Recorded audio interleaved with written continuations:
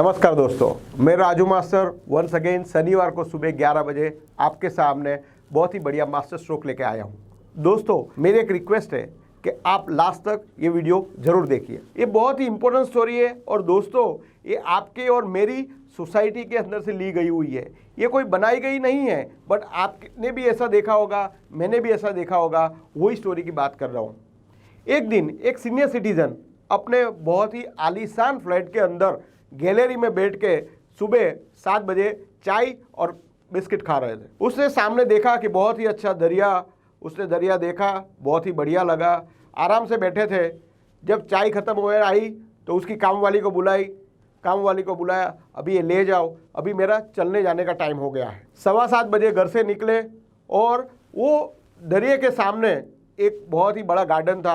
वहाँ पे सब सीनियर सिटीजन इकट्ठा होते थे, रोज़ अब एक दूसरे की बातें करते थे, चलते थे, एक्सरसाइज करते थे, एक दूसरे का सुख दुख बांटते थे। उसी दिन एक बात हुई, सब कंप्लीट हो गया, सब बैठे थे। उसके अंदर एक सीनियर सिटीजन ने प्रपोज किया कि हम लोग ने ज़िंदगी में बहुत सारा काम किया, एक काम करते हैं, हम लोग सब सिंगापुर घूमने जाते हैं। दूसरे ने बोला, क्या बोल रहा है, सिंगापुर? अरे मैं तो कभी सिंगापुर गया ही नहीं। बोला, क्या बात कर रहे हो, मैं तो बहुत बार सिंगापुर गया और सिंगापुर बहुत अच्छी जगह है, बहुत मज़ा आएगा, अच्छी बात है। उससे बोला, चलो एक काम करते हैं, हम लोग सब अपने अपने फैमिली में बात करते हैं, फिर 1-2 दिन के बाद में डिसाइड करेंगे, देन विल गो। अभी वो बंदा, वो सीनियर सिटीजन अपने घर पे आया, खुशी खुशी आया, जैसे अपने बच्चे जब स्कूल में नोटिस आता है कि हम लोग की 1 डे की पिकनिक है तो बच्चा घर पे दौड़ते दौड़ते आता है, ऐसा ही वो सीनियर सिटीजन दौड़ते दौड़ते आया और उसने चाहत की कि अपने बेटे और उसकी बहू को बोलने का कि बेटा वी आर गोइंग और we are planning for the Singapore. But घर का माहौल उस दिन कुछ ठीक नहीं था, तो उसने बोला ठीक है, मैं कल बात करूँगा। दूसरे दिन सुबह उसका लड़का जल्दी चला गया, तो तभी भी बात नहीं हुई। तभी वो गार्डन में गए, बोला मेरे बेटे से बात नहीं हुई। सबका ऐसा आया है कि भाई मैं बात नहीं कर सका, मेरा ऐसा था वैसा था।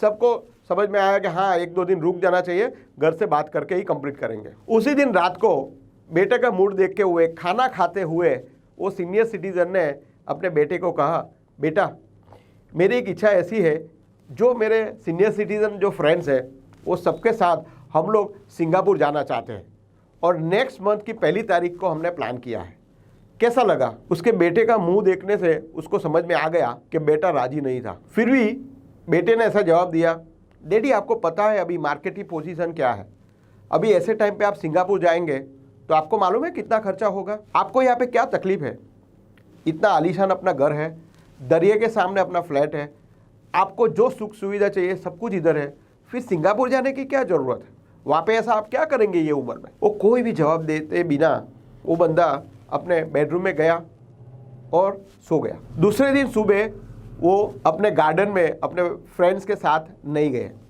वो अपने घर पे बैठे थे। 1 दिन हो गया, 2 दिन हो गया, शाम को भी नहीं गए, सुबह भी नहीं गया। तो अपने सीनियर सिटीजन जो फ्रेंड्स थे उन्होंने कॉल किया कि भाई तू आता क्यों नहीं?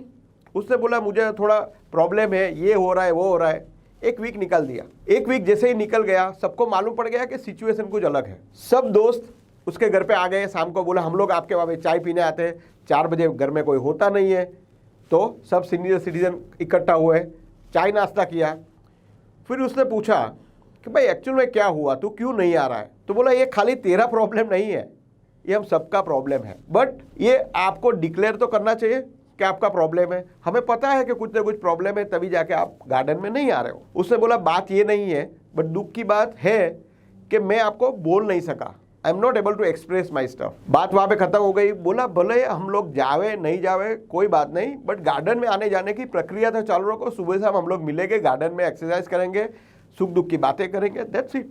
बोला ठीक है। वो सिलसिला वापस चालू हो गया। थोड़े दिनों के बाद वो बंदा जब गार्डन से चल के घर पे आ रहा था, तब उसके वहाँ पे 2 बड़ी बड़ी बैग का डिलीवरी आया। वो देख के उसको पता चला कि कोई मूवमेंट तो हो रही है।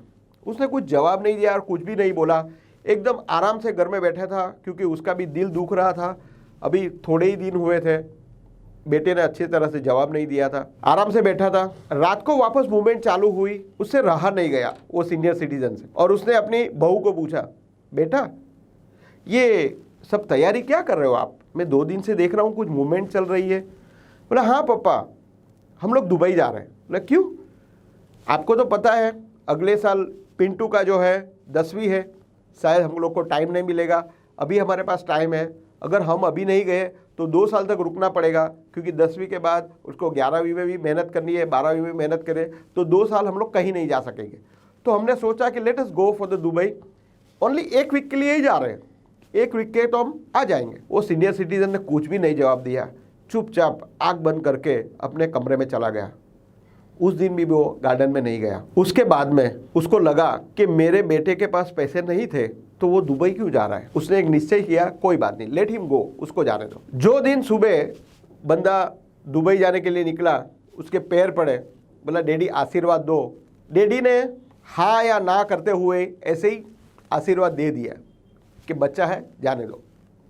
जैसे ही वो एयरपोर्ट के लिए निकला, सुबह 4 बजे वो एयरपोर्ट के लिए निकला, 5 बजे उसके लॉयर को उसने फ़ोन किया, सुबह 5 बजे। उसने बोला कि ये मेरे फ्लैट की कीमत 5 करोड़ रुपया है और मुझे 3 करोड़ में बेचना है। आज की तारीख में अगर आपके पास कोई ग्राहक है तो लेके आओ, मुझे आज सौदा करना है। उसका लॉयर बोला सर ये 5 बजे सुबह आप क्या बोल रहे हो, आर यू ऑलराइट? बोला मैं ओके हूँ, अगर तेरे पास टाइम नहीं है तो मैं दूसरे और को मैं बोल रहा हूँ। बोला सर मैं आ रहा हूँ। 7 बजे वो लॉयर आया, बोला एक्चुअल में बात क्या है? तो बोला बात कुछ भी नहीं है, 5 करोड़ का मेरा फ्लैट है, 3 करोड़ में बेच रहा है। तो बोला ऐसा क्यों? बोला ये फ्लैट तेरा है या मेरा है? बोला श्योर सर आपका ही है। मैं 3 करोड़ में इसीलिए दे रहा हूँ क्योंकि मुझे आज या तो कल उसके रजिस्ट्री करके दस्तावेज करके मुझे यहाँ से निकल जाना है। ये वो सरप्राइज, अभी ऐसी बड़ी डील, इतना अच्छा घर कोई ना कोई मिल ही जाएगा। एक बंदा रेडी किया उसने, एक एजेंट ने मिलवाया, डील कर दिया। उसने बोला देखो डील एक ही बात पे होगी, तुमको 2 दिन के अंदर पैसे देने हैं और तीसरे दिन के अंदर हम लोग रजिस्ट्री करके आप ये फ्लैट ले लेना। बोला सर इतनी क्या जल्दी है? बोला अगर आपसे पॉसिबल है तो ही सौदा होगा, बाकी नहीं करना है मुझे। अगर आप 3 करोड़ रुपया नहीं दे सकते तो सॉरी, मुझे नहीं देना है। समझ में नहीं आ रहा था किसी को भी, और ये किसी को भी पता नहीं था। उसने रेडी किया, रजिस्ट्री की, वो पैसे लेके एक जगह पे चला गया।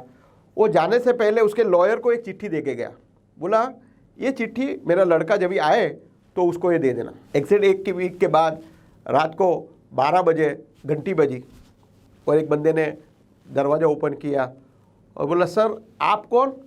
उसका लड़का बोलता है अरे आप कौन? मैं मेरे घर पे आ रहा हूँ, आप मुझे कौन पूछने वाला? बोला सॉरी सर, आप ये घर में नहीं रह रहे हो, ये घर का मालिक मैं हूँ। बोला मुझे कुछ समझा नहीं। बोला मैं आपको समझाता हूँ, आपके पिताजी ने मुझे ये फ्लैट बेच दिया है और ये घर के मालिक अभी आप नहीं रहे।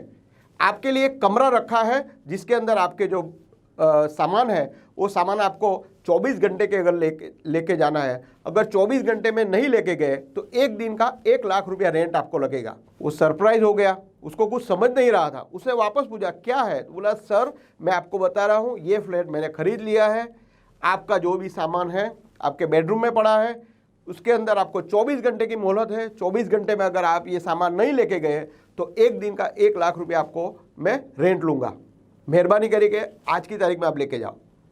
उसको कुछ भी नहीं समझ में आया और लेके गया सामान।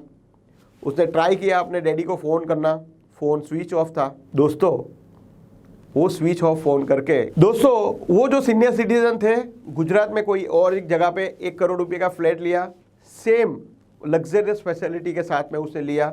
2 करोड़ रुपया ऐसी जगह पे रखा जहाँ पे हर महीने उसकी एक बेनिफिट आने लगी, वो हिसाब से रख लिया।